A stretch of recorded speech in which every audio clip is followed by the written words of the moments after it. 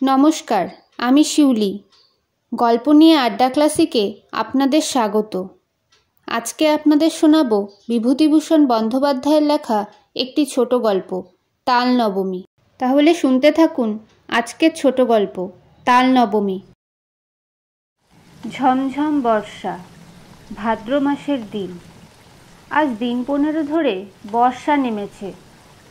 তার আর বিরামও নেই, বিশ্রামও নেই। ক্ষুদিরাম ভট্টাচার্যের বাড়ি আজ 2 দিন হাড়ি চড়েনি।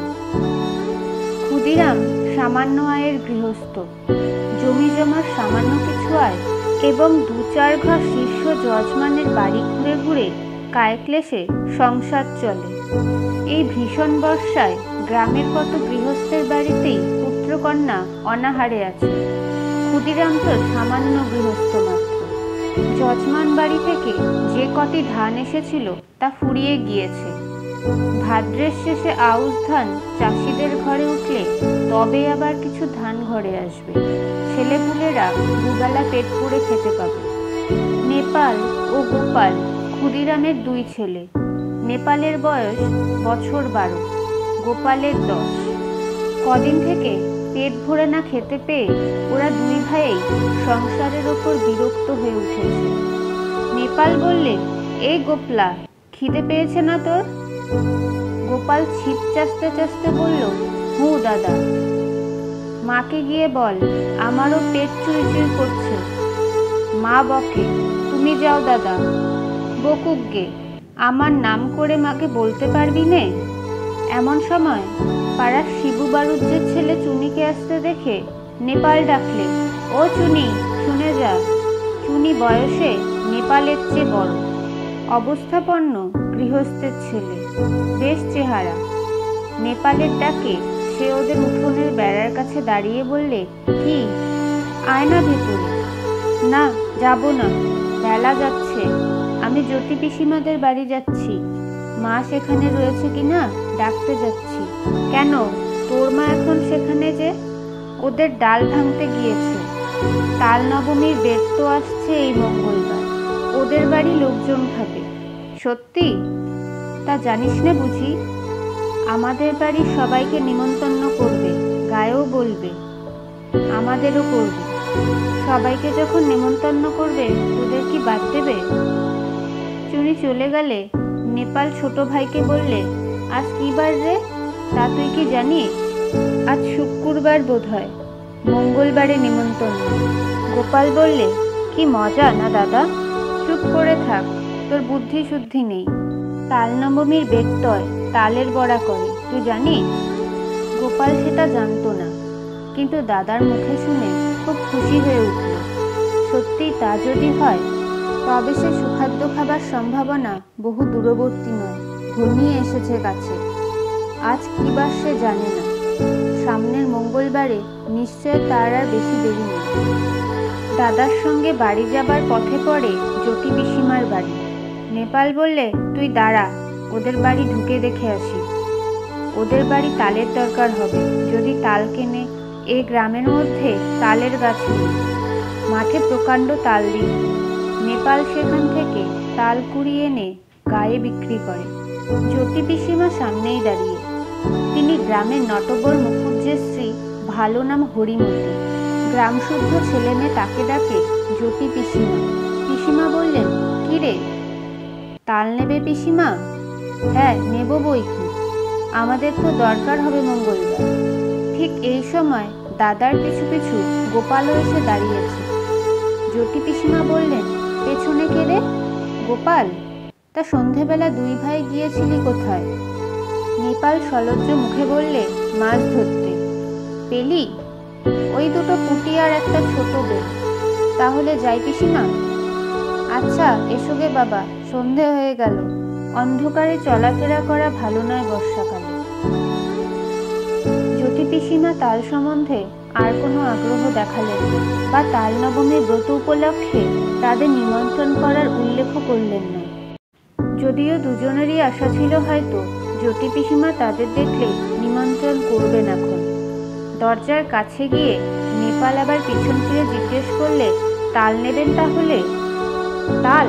তা দিয়ে যেও বাবা, কটা করে পয়সায়? 2টো করে দিচ্ছি পিসিমা। তা নেবেন আপনি? 3টি করেই নেবেন। বেশ, কালো হিরে তাল তো? আমাদের তালের পিঠে হবে তাল নবমীর দিন। ভালো তাল চাই। মিষ্কালো তাল পাবেন, দেখে নেবেন আপনি। গোপাল বাইরে এসেই দাদাকে বললে, কবে তাল দিবি দাদা? কাল। তুই ওদের কাছে পয়সা নিস নে দাদা। নেপাল আশ্চর্য হয়ে বললে, কেন রে? তাহলে আমাদের নিমন্ত্রণ করবে, দেখিস এখন। দূর, তা হয় না। আমি কষ্ট করে তাল কুড়োবো আর পয়সা নেব না? রাত্রে বৃষ্টি নামে, হু হু বাদলার হাওয়া সেই সঙ্গে। পূব দিকের জানলার কপাট দড়ি বাঁধা। হাওয়ায় দড়ি ছিঁড়ে সারা রাত খটখট শব্দ করে ঝড় বৃষ্টির দিনে। গোপালের ঘুম হয় না, তার যেন ভয় ভয় করে। সে শুয়ে শুয়ে ভাবছে, দাদা তাল যদি বিক্রি করে তবে ওরা আর নেমন্তন্ন করবে না। তা কখনো করে? খুব ভোরবেলা উঠে গোপাল দেখলে বাড়ির সবাই ঘুমিয়ে, কেউই তখনও ওঠেনি। রাত্রের বৃষ্টি থেমে গিয়েছে, সামান্য একটু টিপটিপ বৃষ্টি পড়ছে। গোপাল এক ছুটে চলে গেল গ্রামের পাশে সেই তালদিঘির ধারে। মাঠে 1 হাঁটু জল আর কাদা। গ্রামের উত্তরপাড়ার গণেশ কাওড়া লাঙল ঘাড়ে এই এত সকালে মাঠে যাচ্ছে। ওকে দেখে বললে, কি খোকা ঠাকুর, যাচ্ছ কনে এত ভোরে? তাল কুড়ুতে দিঘির পাড়ে। বড্ড সাপের ভয় খোকা ঠাকুর, বর্ষাকালে ওখানে যেও না একা একা। গোপাল ভয়ে ভয়ে দিঘির তাল পুকুরের তালের বনে ঢুকে গেল তাল খুঁজতে। বড় আর কালো কুচকুচে একটা মাত্র তাল, প্রায় জলের ধারে পড়ে। সেটা কুড়িয়ে নিয়ে ফিরে আসবার পথে আরো গোটা 3 ছোট তাল পাওয়া গেল। ছেলে মানুষ, এত তাল বয়ে আনার সাধ্য নেই।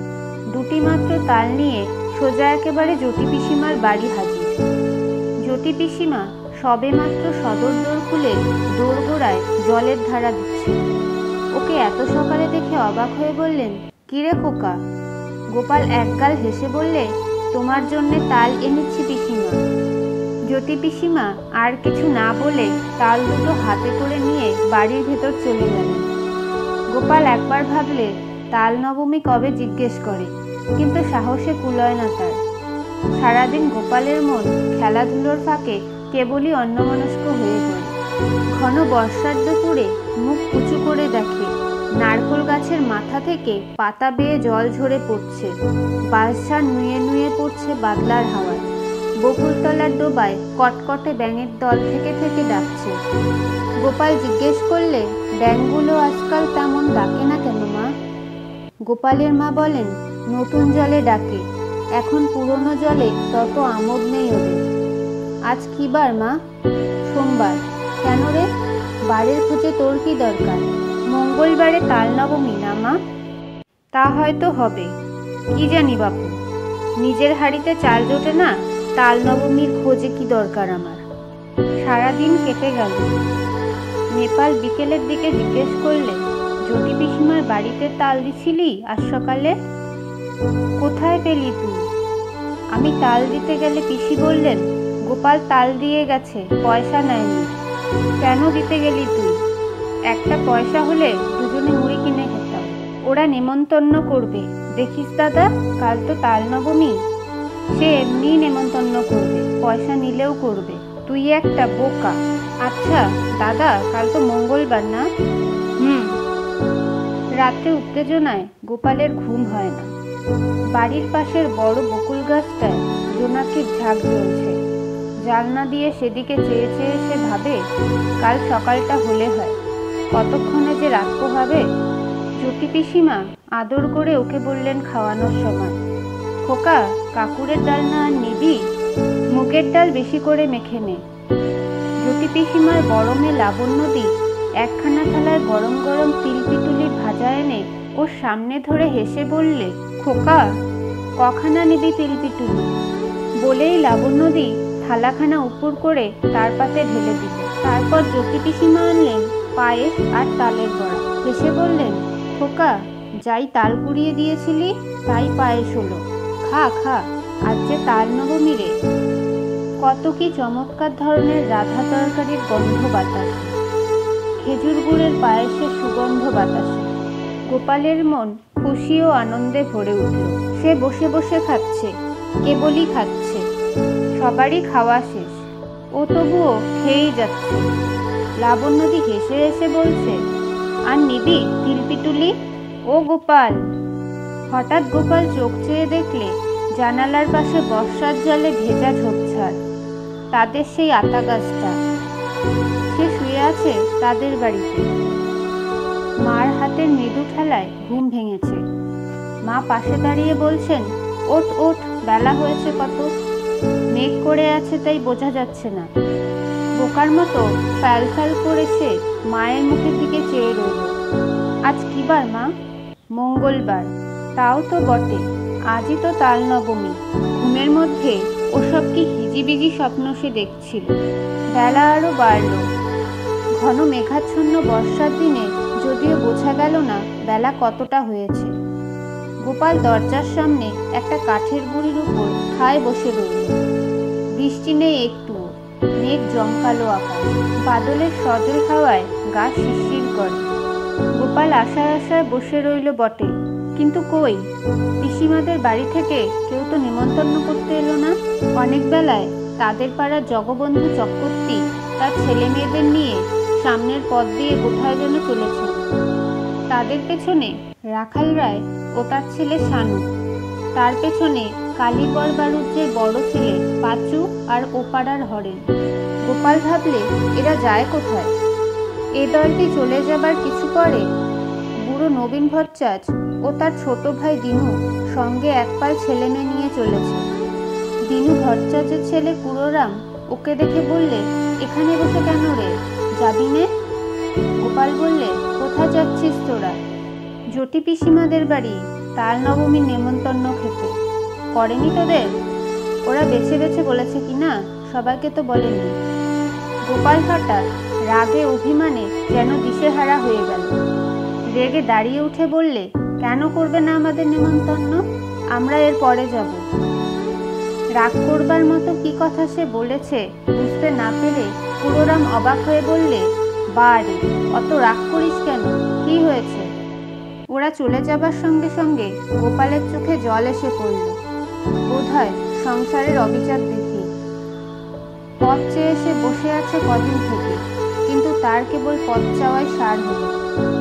তার সজল ঝাপসা দৃষ্টির সামনে পাড়ার হারু, হিতেন, দেবেন, গুটকে তাদের বাপ কাকাদের সঙ্গে একে একে তার বাড়ির সামনে দিয়ে জটি পিসিমাদের বাড়ির দিকে চলে গেল। আপনারা শুনলেন ছোট গল্প তাল নবমী। গল্পের লেখক বিভূতিভূষণ বন্দ্যোপাধ্যায়। গল্পটি কেমন লাগলো কমেন্ট করে জানাবেন। বাংলা সাহিত্যের আরও গল্প শুনতে চ্যানেলটি সাবস্ক্রাইব করে দিন। আর হ্যাঁ, লাইক ও শেয়ারও করে দেবেন। আজকের আড্ডা এই পর্যন্তই। ফিরব পরবর্তী আড্ডায় একটি নতুন গল্প নিয়ে।